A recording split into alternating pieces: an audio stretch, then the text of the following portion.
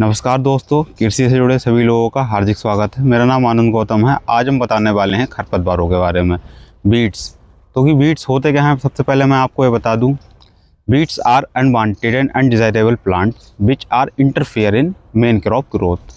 मतलब खरपतवार एक ऐसा पौधा होता है जो कि हम नहीं चाहते कि हमारे मुख्य फसल के लिए उगे, मुख्य फसल के बीच में उगे, और वो उग भी जाता है और हमारी मुख्य फसल के वृद्धि में बाधा भी डालता है। तो हर फसल के साथ अलग अलग खरपतवार उगता है। जैसे कि गेहूं के साथ हमारा गुल्ली डंडा हो गया, फेलेरिस माइनर कहते हैं जिससे।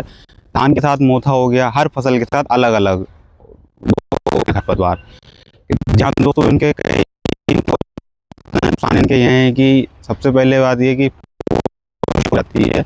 अगर हम पोषक तत्व मुख्य फसल के लिए देते हैं तो खरपतवार के द्वारा अवशोषित कर लिए जाते हैं।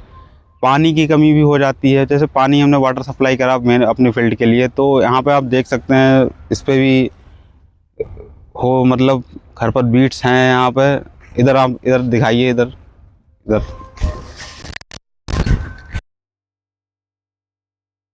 इस पे मेड पे साइड साइड से बीट्स हैं। इनके द्वारा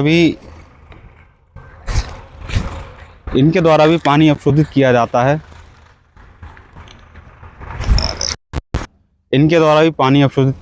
है। अब क्योंकि जो पोषक तत्व पानी लेकर हमारी मुख्य फसल से बड़े हो जाते हैं। यहाँ पर दिख रहा होगा जो मुख्य फसल हम लोग देख पा रहे हैं, मुख्य फसल जो है छोटी है, उनसे ज़्यादा बीट्स जो हैं लेंथ में बड़े हो गए हैं। तो क्या होता है कि जो सूर्य का प्रकाश होता है, सनलाइट होती है, सूर्य के प्रकाश की उपस्थिति में पौधा अपना भोजन बनाता है। तो प्रकाश की रोशनी पूर्ण रूप से पौधे पर नहीं पड़ पाती, तो पौधा अपना भोजन पूर्ण रूप से नहीं बना पाता, जिससे पौधे के उपज में कमी आ जाती है बाद आगे चल के। और इससे हमारी लागत में भी, इसके मैनेजमेंट जब करते हैं तो हमारी लागत में भी वृद्धि आती है। तो खरपतवार बहुत ही नुकसानदायक है हमारी फसल के लिए। हालांकि यहाँ बहुत से खरपतवार ऐसे भी हैं जिनका उपयोग हम एज अ मेडिसिन भी करते हैं। इसके बाद मैं आपको इसके कुछ रोकथाम के बारे में बता दूँ। सबसे पहले तो हम इसका रोकथाम करेंगे अगर, तो हम फसल चक्कर का इस्तेमाल करते हैं। फसल चक्कर वो होता है, फसलों को हम क्रमबद्ध तरीके से बोते हैं। जैसे कि गेहूं के साथ जो है फेलेरिस माइनर वो उगना ही उगना है, तो क्या करते हैं कि हम उस गेहूं के स्थान पर कोई दूसरी फसल ले लें 2-3 साल तक लगभग, तो उस फील्ड में हमारा फेलेरिस माइनर नहीं आएगा। इस तरह से कंट्रोल कर सकते हैं। दूसरा हमारा है मल्चिंग। अगर हम मल्चिंग मतलब कवर क्रॉप को ढक कर रखें, जैसे कि हम हॉर्टिकल्चर क्रॉप में कर सकते हैं, पॉलीथीन के द्वारा, पुआल के द्वारा फसलों को मल्च कर सकते हैं, जिससे कि बीट्स को प्रॉपर लाइट नहीं मिलेगी, वो अपना भोजन पूर्ण रूप से नहीं बना पाएगा और वह ग्रोथ नहीं कर पाएगा। तीसरा जैविक नियंत्रण। जैविक नियंत्रण में हम ये करते हैं, कुछ नेचुरल एनवीज होते हैं जो कि बीट्स को खाते हैं और स्वतः ही बाद में नष्ट हो जाते हैं। इसके बाद हम बीडिंग हाथ से उखाड़ सकते हैं, खरपतवारों को हाथ से बीडिंग अप कर सकते हैं। नेक्स्ट है हमारा मशीन के द्वारा, कुछ ऐसे हल आते हैं, हैरो हो गया, मोल्ड प्लाव हो गया, इससे हम कर सकते हैं।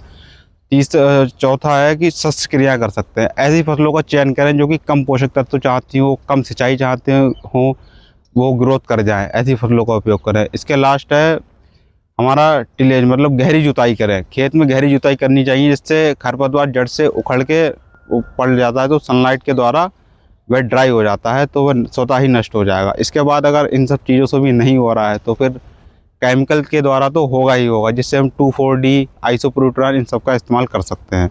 बाकी कृषि से जुड़ी और जानकारी पाने के लिए हमारे चैनल को सब्सक्राइब करें। एजी हुनर। धन्यवाद।